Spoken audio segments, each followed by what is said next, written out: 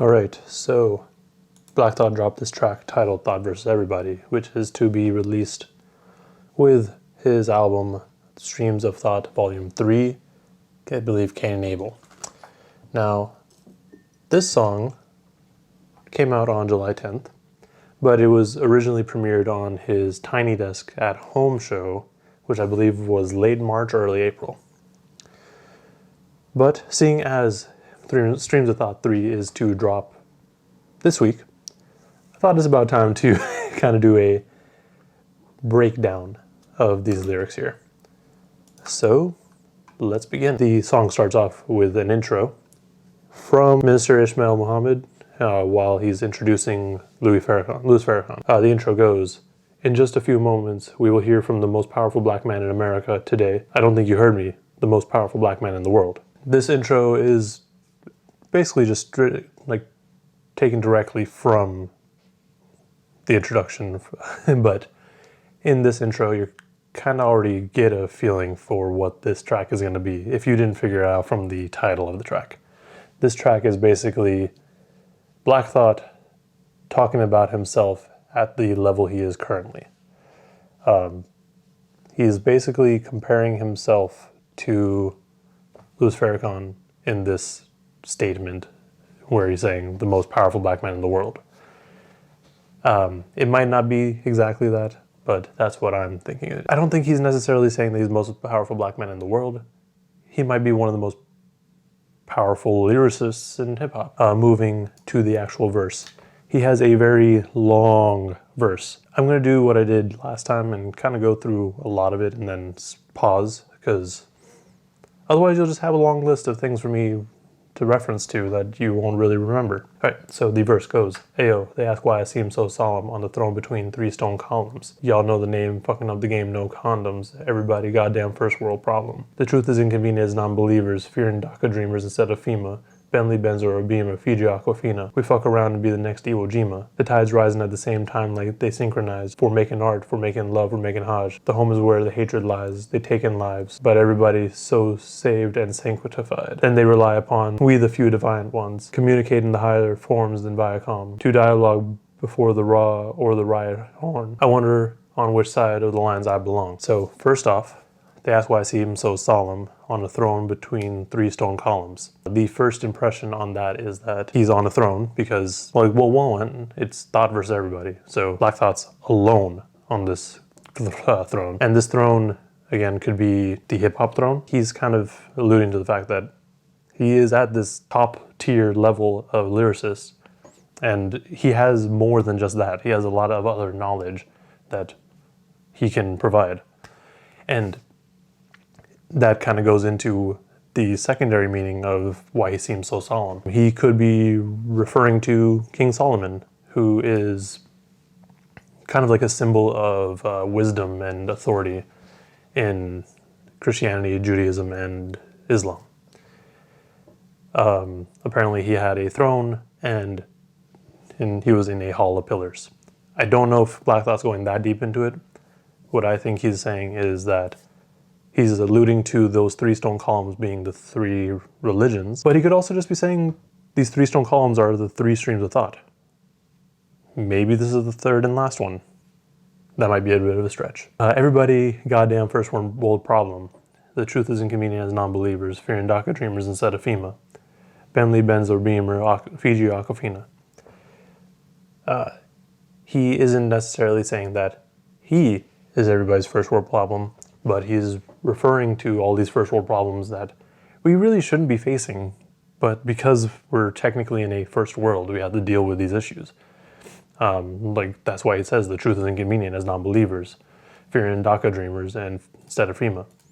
DACA is the deferred action of childhood arrivals, which is for child immigrants essentially, who have entered the country as minors and have remained in the country technically illegally, but it kind of like allows them to continue. And then FEMA is the Federal Emergency Management Agency.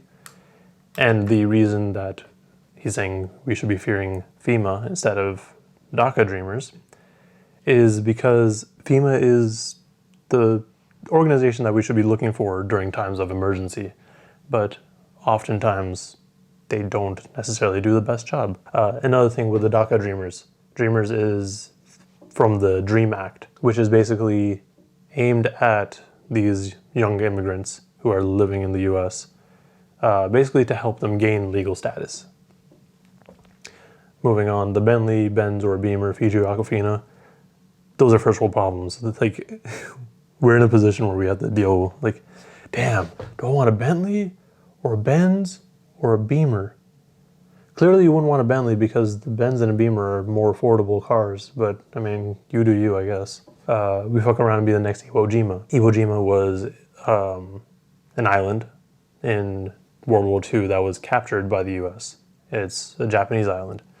Basically, he's saying, if we fuck around, we as a people, like minorities or black people specifically, are going to be essentially captured and, you know, just kind of ruled over as needed. Home is where the hatred lies. They take in lives, but everybody just so saved and sanctified. This is in reference to Gil Scott-Heron's Pieces of a Man. And that directly references kind of what's going on right now. Home being the US, and the hatred being the racism and police brutality. And they take in lives, that's pretty straightforward. They rely upon the few defiant ones, communicate in higher forms than Viacom. The defiant ones are going to be those who are outspoken against all this negativity, essentially. And people who are trying to, I guess, protest against it. And then they tend to look for those ones who are louder than others because they're easier to, you know, relate to most of the time. And that's not a negative thing. Like, those are people who are actually like really pushing for this. Like, this is like their important thing that they need to go for. Honestly, they need more respect than they get. The communicating higher forms of Viacom. Viacom in the US is this huge conglomerate of media. Viacom and other outlets, you could say, kind of curate what people hear. So you have these defiant ones who are going to be giving you more information than Viacom. To dialogue before the raw or the riot horn, I wonder which side of the lines I belong. That is a rhetorical question. I'm pretty sure Black Thought knows where he belongs on this. And the other thing is, I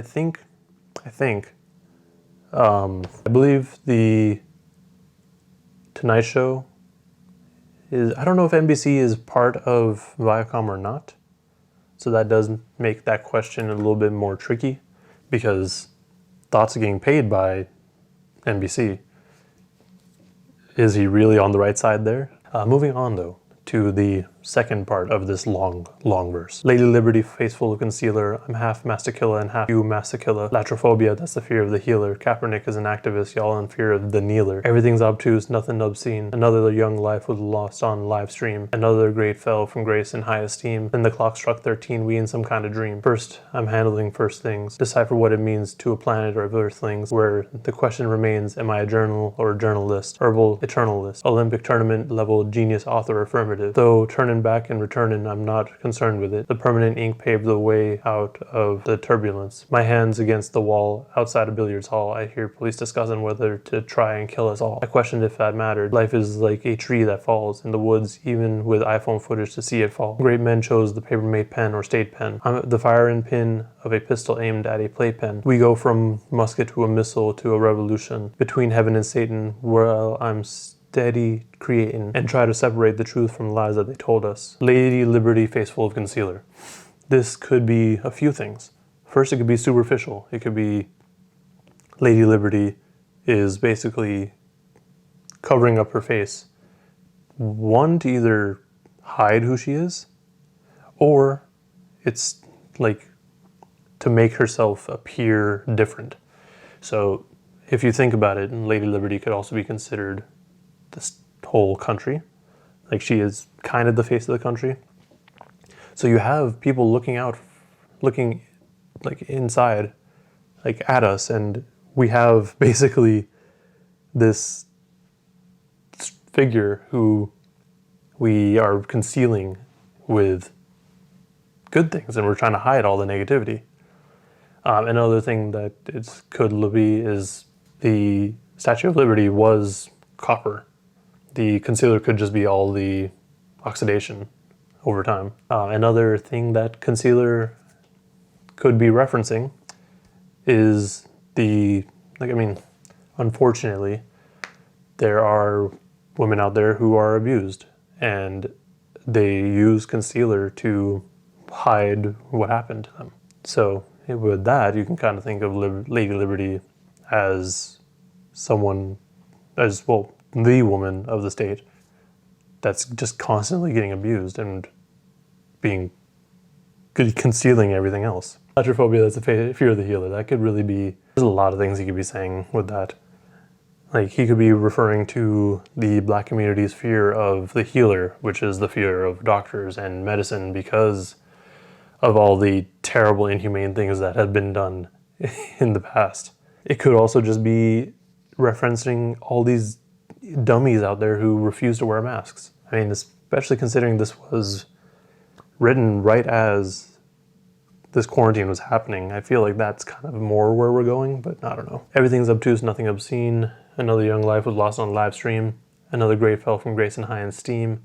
Then a clock struck 13, we in some kind of dream. This could be really just a lot of things. There's a lot kind of stuffed in there. Another young life was lost on live stream. I don't think he's necessarily talking about an actual live stream like Instagram Live or anything. Although he could be. He very well could be. Because a lot of times when Black men or women or people get pulled over, they start recording, and all that happens is recorded. So, I mean, that could be what it is. It could also just be referencing all the other bullshit that's been happening to Black people, and that just gets recorded and nothing happens. Another grade fell from grace in high esteem. I don't know who he's referencing exactly, but there's been kind of a trend of like these people that we just think very highly of, and then it starts to come out that they're actually just the worst people ever. To a planet of Earthlings, where the question remains, am I a journal or journalist? Herbal eternalist. So this is Black Thought questioning himself in his head. Like, I mean, he's a rapper and a writer, essentially, so he's constantly thinking, am I personally the journal or am I the journalist? Like, what aspect is this? And you could also be thinking, like, the journal itself could just be him talking about his life and what's going on around him. And because he's asking if he himself is a journal, that's why, like, this kind of goes back to the streams of thought. You have a stream of thought, which is something that you would typically journal out, but instead he's rapping it. Then we go to the my hands on the wall outside a billiards hall. I hear police discussing whether to try and kill us all. I questioned what that mattered. Life is like a tree that falls in the woods, even with iPhone footage to see it fall. This is, again, referencing all the bullshit that police do. In this scene, I guess we can think of Black Thought standing outside of a billiards hall. Police roll up, tell him to put his hands on the wall, and then there's like, man, we should just kill him. And then Thought's like, what's that gonna do? Like, even if someone sees me die, or someone records me dying, this footage kind of falls on deaf ears sometimes, which is why he's kind of referring that tree falling. Like, it's, you know, like everyone's like, oh, if a tree falls in a forest and no one's here to hear it, it doesn't make a sound. Like, he's kind of making an analog to that. Great men chose the paper-made pen or the state pen. Great men being, you know, just people that he believes are great. Paper-made pen, just not this pen, but a pen. Or the state pen, jail. It's interesting because you have a lot of people who are arrested. And I think specifically here, you could be talking about activists that have been arrested in the past. I even heard the Soviets, the 45th POTUS. That ain't the photo they showed us or accepting the onus. Did they Washington us? My condolence to your diplomas. Here's a bonus, the point of view to make things see-through. If I'm a walk-in institution, I'm an HBCU. Face the music, keeping it moving. One of the great things we do. Yo, the devil's trying to put together his gang, me too. And whether you come from Lagos, Trinidad, or Tobago, and you can either stay broke or be wealthy as Jeff Bezos. If you just stay woke, I was in the dark, then day broke. Directing questions to my ancestors until they spoke now. Inherently rocking the disco currently. Bars is cryptocurrency, hypnotherapy. Shitting on everything, 5'9", 6'4" lyrically. Crystal clarity, wonder how I spit so thoroughly. Stay so hungry, rappers can't get no mercy. That's the reason any other one spit won't verse me. It's so lonely in my own class, formerly known as, and the inscription that your headstone has, on my own path, in my own world like Disney's. I feel like the fucking system failed just like kidneys. Up steps the one who upsets all carriages, because it's imperative that we change the narrative. And then it goes into the outro, stop verse everybody. I even heard the Soviets, the 45th POTUS. There's a huge conspiracy, which honestly might be very true considering all the bullshit that's happening. But saying that Russia kind of put Trump in the position of power that he's in. Did they Washington us? My condolences to y'all diplomas. I don't know what the did they Washington us line part means, but my condolences to y'all diplomas could be talking about some people who spend all this time getting their diploma and then they kind of realize that they've wasted it or they've learned false information. Maybe. Here's a bonus, the point of view to make things see-through. If I'm walking an institution, I'm an HBCU. He's basically saying that this is the point of view to like kind of see through these things. Like he's saying like, look at my point of view because this allows me to see through all of it. And then if I'm a walking institution, like if I'm a teacher or if I'm something that you look to learn, I'm an HBCU. Face the music, keeping it moving is one of the great things we do. That could be face the music as in like, I don't think it's like, oh, just deal with it. Like, it's like, yeah, all these things are happening and, but keeping it moving is one of the things that the Black community does because they're kind of trapped. Like if they start to, we've seen it. Like we've seen what's happening with the protests and the riots. All these things are happening and then you have the police coming in and gassing everyone and shooting people with rubber bullets for doing nothing. The devil's trying to put together his gang, me too. I think the devil in this sense could be seen as the government. I don't know. Him also putting his gang together could just be like, yeah, all my homies. It could also be referring to the Me Too movement, which was against sexual assault. And if we're saying that the devil is the government, Donald Trump has been accused of sexual assault multiple times. So maybe Black Thought's trying to gather all these people who have accused him or just accused people in general of sexual assault and bring them to the forefront. And whether you come from Lagos or Trinidad and Tobago, you can either stay broke or be wealthy of Jeff Bezos. If you just stay woke, I was in the dark before the day broke, or then the day broke. So that could be saying no matter where you came from, you can either just kind of stay broke or you can be wealthy like Jeff Bezos if you become woke. And then he says, I was in the dark, then day broke. I don't know if necessarily being woke will gather or gain you monetary wealth. It'll probably actually just give you a more worldly wealth, I'd say. And that's probably what he's going for there. I just like the line where he says, bars is cryptocurrency, hypnotherapy. Kinda. In this day and age, his bars are his cryptocurrency. Cryptocurrency in this sense, I'm gonna say is like, his bars are encrypted. You have to work to kind of break them apart. And the hypnotherapy part is like, a lot of people will just listen to these songs back to back to back to back to back. And that hypnotherapy part means that it's kind of constantly in your head, that you're thinking about it. And eventually you kind of realize like, oh, this is what it is. Or like it has an impact on you personally. And then he just goes on and says, you guys ain't shit. Shitting on everything, 5'9", 6'4" lyrically, crystal clarity, wonder how I spit so thoroughly, stay so hungry, rappers can't get no mercy. That's the reason any other one spit won't verse me. It's just so funny because Black Thought is at that point where no one can really touch him.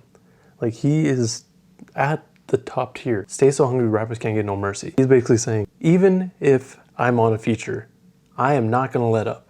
I am constantly hungry, I am starving, I am going to out-rap everyone.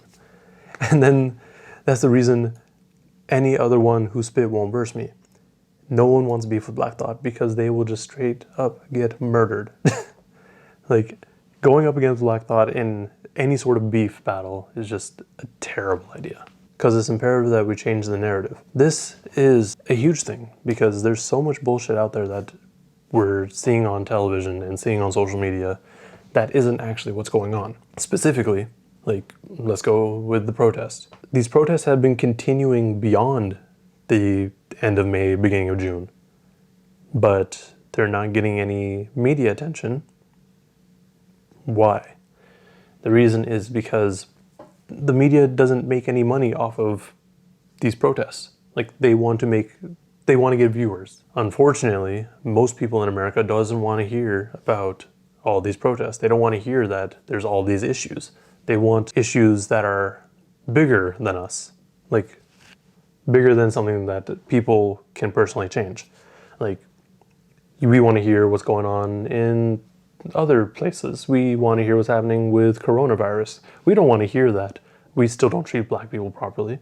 We don't want to hear that the police are actually our true enemy. People don't want to hear that. But the truth of the matter is, like, this is something that people really need to look into. So that's why Thought's saying we need to change the narrative. There's so much bullshit out there that's being covered up, and it being covered up with more bullshit that no one really cares about. There's a lot to take away from this song. Like, there's just so much, honestly. I'm sure, like with a lot of my other breakdowns, I've probably missed something. So please, in the comments, if you will, let me know what I missed, or if I've misinterpreted something, or if there's another meaning to something. Because it's kind of fun just having this conversation of these lyrics, like, what do they mean? Let's break it down. Also, like and subscribe if you want to see me break down more songs. I guess this is going to be a weekly thing now because it's fun. Also, reviews and podcasts and news roundups are a thing on this channel as well. So if you want to watch all those, subscribe. Anyways, thank you for watching, and please stay safe out there.